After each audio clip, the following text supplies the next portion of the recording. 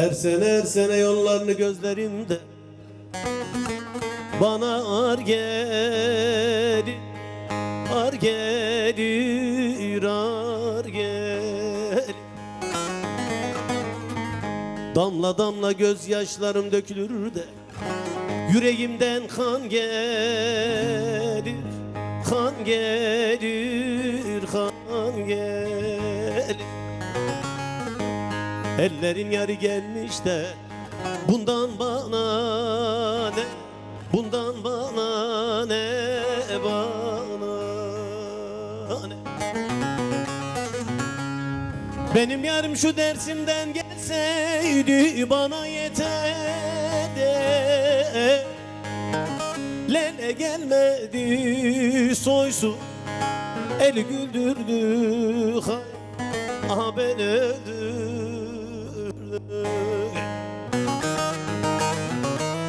Benim yarım şu Malatya'dan gelseydi bana yeterdi. Lele gelmedi soysuz, eli güldürdü hay, aha ben öldürdüm.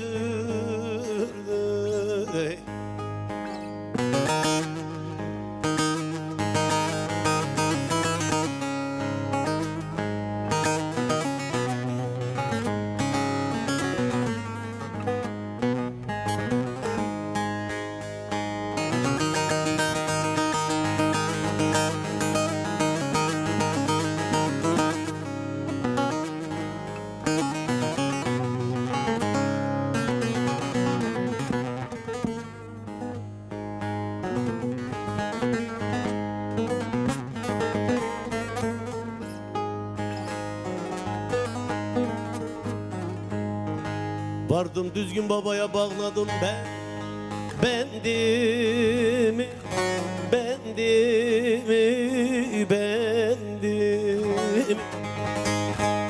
Hayli zaman avutundurdum kendimi, kendimi, kendimi, kendimi. Ben kimlere diyem kardeş, kardeş, kardeş, kardeş. Bu gönül derdimi, yürek derdimi, derdimi. Benim yarım şu ovacıktan gelseydi bana yeterdi. Lele gelmedi soysuz, eli güldürdü hay, beni öldürdü. Benim yarım şu Dersim'den gelseydi bana yeterdi.